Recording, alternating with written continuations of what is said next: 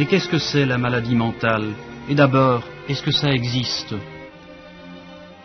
Je crois qu'on ne peut pas nier qu'il y a des gens, à un moment donné, qui sont mal dans leur peau, qui viennent et qui demandent de l'aide.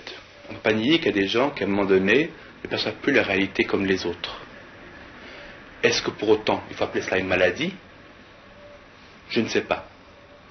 Mais on peut en tout cas dire qu'il y a des états, des situations où un individu n'agit plus comme la norme, comme la moyenne des gens. Et il y a des états où des individus souffrent d'une manière extrêmement intense, alors que théoriquement, il n'y aurait pas lieu de souffrir tant. Du moins, quand je dis théoriquement, ça veut dire alors que les personnes appartenant à la norme ne souffriraient pas tant, peut-être, dans les mêmes circonstances. Alors, savoir si cela relève de quelque chose d'organique, de biochimique, quelque chose lié à l'environnement, lié au passé de celui qu'on appelle le malade, c'est leur problème. Mais je crois qu'on peut répondre, la meilleure réponse serait de dire oui, il y a des êtres qui se conduisent différemment d'autres personnes, il y a des êtres qui ont des perceptions différentes de celles d'autres personnes. Est-ce qu'on peut l'appeler des malades? Je ne sais pas. Quelles sont les meilleures manières de soigner quelqu'un qui souffre de troubles mentaux? Bon, de nouveau, il faudrait faire les différences entre les différents troubles mentaux. Parce que malgré tout, je crois qu'on peut dire qu'il y a des différences objectives entre ce qu'on peut appeler une névrose et ce qu'on peut appeler une psychose. La névrose étant les situations où quelqu'un est mal dans sa peau, quelqu'un souffre, tout en étant capable de critiquer très bien ce qui se passe. Alors que la psychose est une situation où réellement, ce qu'on appelle le fou en général, celui qui entend ou qui croit ou qui voit des choses qui n'existent pas, qui croit plus ou moins fermement, que ce soit de manière affective ou de manière rationnelle, mais qui y croit.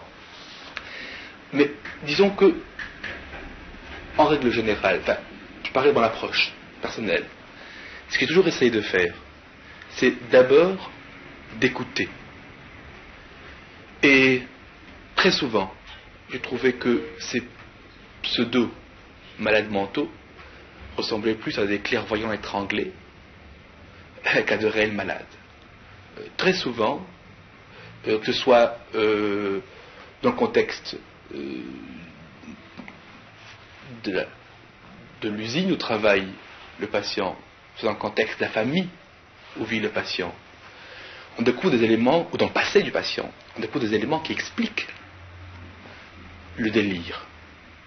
À partir de ce moment-là, on a déjà une idée de ce qui se passe.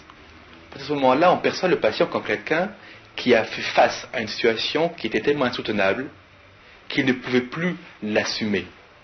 Et un peu comme on s'évanouit devant une souffrance physique trop grande, certaines personnes s'évanouissent, si vous voulez. Certaines personnes se mettent à passer à un niveau différent, se mettent alors à parler en symbole, se mettent à si vous voulez, s'évanouir dans un monde où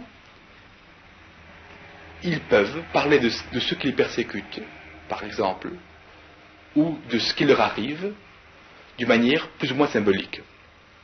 Mais en croyant au symbole. Quand il dit qu'il est le Christ, il croit qu'il est le Christ.